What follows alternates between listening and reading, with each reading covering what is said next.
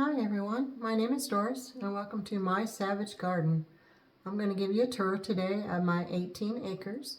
And yes, my last name is Savage, so how cool is that?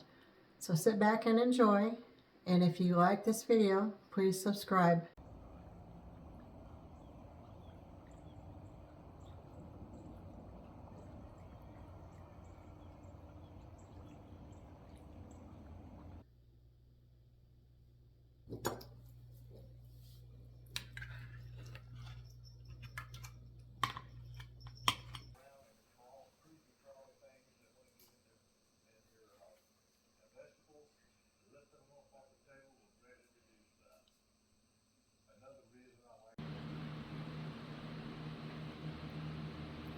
Nice roaring fire.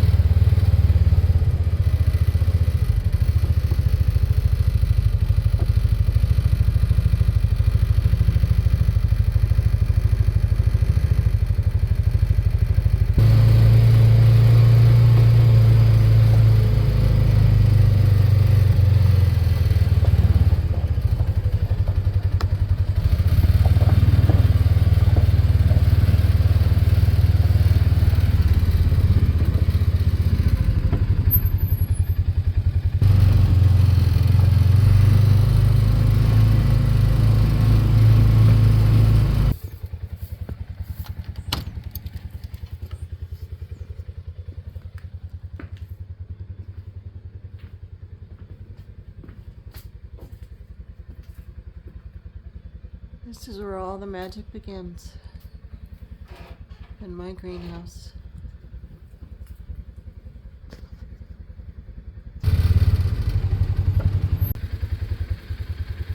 This is my incubation room.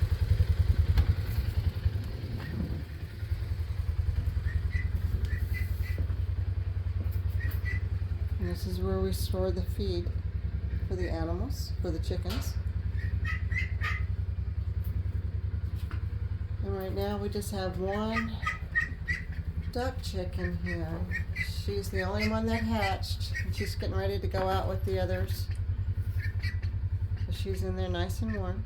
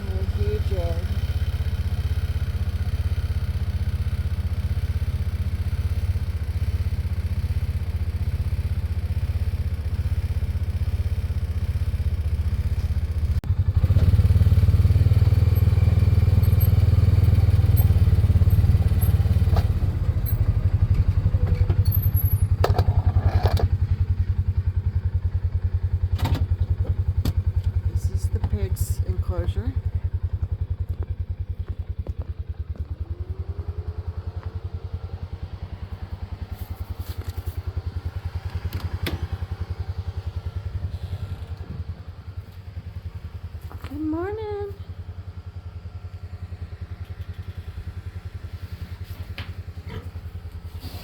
Hi, Lily. Hi, Lily. Won't be cold tomorrow. Get your hay in there.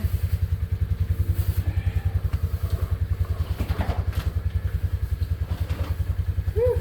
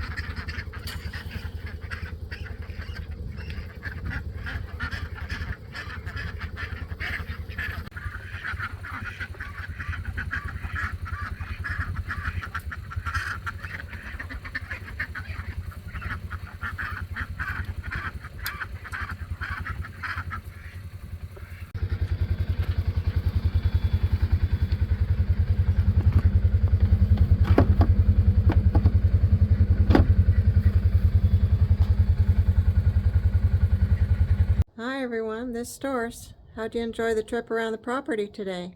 Got one more stop to go, and that's my garden. I saved the best for last.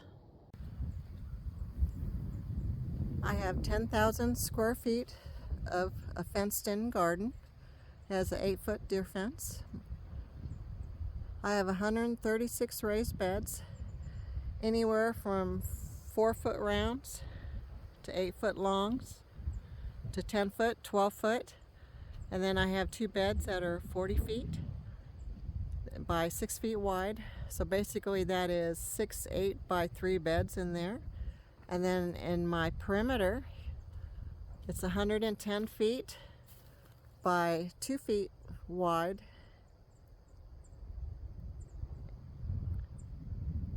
So let's just take a little walk. Everything is dormant right now. I don't use any of these beds here in the winter time. It just doesn't make sense for me to put all this effort in a fall garden.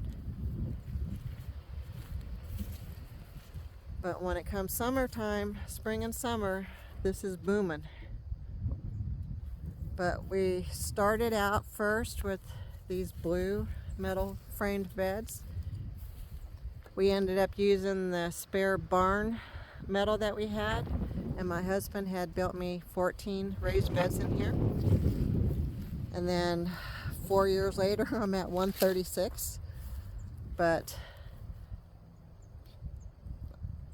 I do a lot of gardening, a lot of preserving.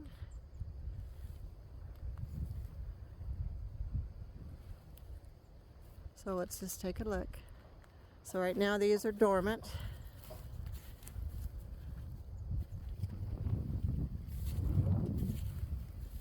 And come in about 6 weeks, I will be taking these pools out. These swimming pools. It was an experiment. I wanted to see what all the hype was about, and it was cheap. They were $10 a kiddie pool. They're shallow, so you can't really grow much in there except for maybe green beans and shallow root vegetables, like you've got cucumbers and the pickles. And you can probably get away with doing onions in here if you wanted to. But I'm not too happy with these. So I will be pulling these out in the next 6 weeks and putting 6 12-foot long beds in here. And that's where my potatoes are going to go this year. And we go over to this side. Same thing. Everything is dormant.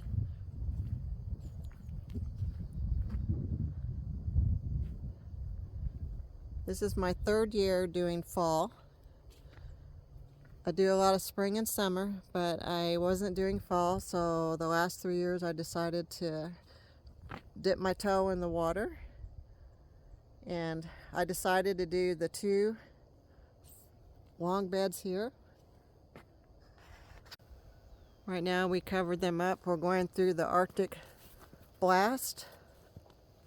But I have carrots and cauliflower. I have a lot of vegetables underneath here. And hopefully they made it through the cold. You can see under there. Yeah, they look pretty good. My broccoli and cauliflower and cabbages. But we have 2 beds, 2 long beds. So this makes it pretty easy for us when we get a cold snap. We just pull out the thermal garden blankets that we have, and then we put greenhouse plastic on top of that, and it keeps everything nice and warm in there. And then under here I've got my onions that I had started. And they're looking pretty good, but right now we got hay on them, so they won't get nipped. And the same thing under here is carrots. So this is my fall. Got more beds. My little herb section.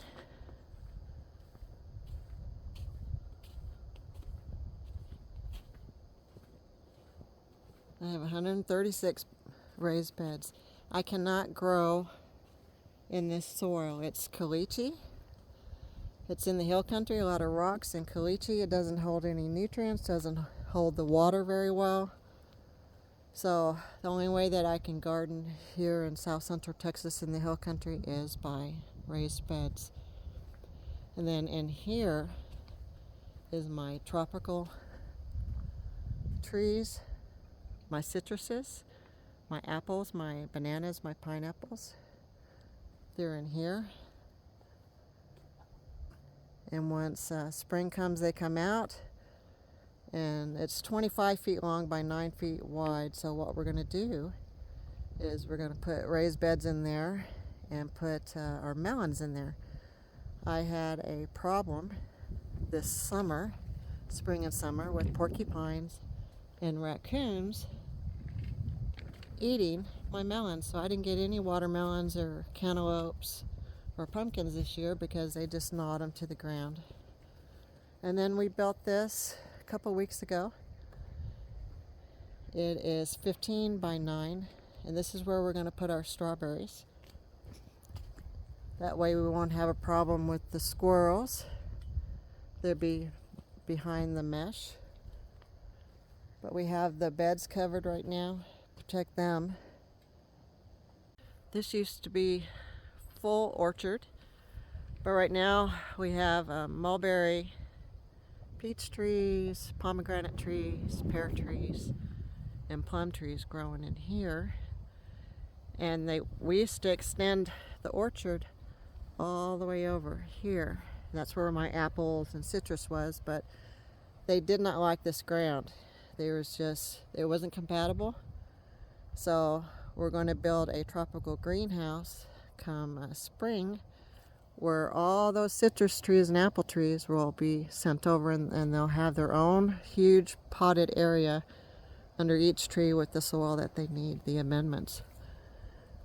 But this here, we decided since it's already fenced in, we might as well put more raised beds in, and we're going to put 16 raised beds, where I'm going to do another row here, 3 rows, and then the third row is going to go all the way down to there. And I am going to experiment this year and try to grow my own chicken feed. But as you can tell, my chickens are thinking that I'm going to pull some mulberries or strawberries out of here and they're going to get a treat, but not today. It's too cold. There's nothing growing right now. So, and then my shed is over here. My husband and I built this about 2 months ago. I had all my stuff scattered everywhere around the property. So anywhere I went in the garden, I had to go in my ATV and go to 4 different places to look for what I needed. So now we have this built, and I have all my gardening stuff in one place. So I'm extremely happy about that. But this is my garden. It's mid-January, so not much going on. There's a lot of stuff going on underneath those covers right there, but everything else is dormant. So 10,000 square feet, 136 raised beds, 2 50-footers and 110-foot. My little piece of heaven.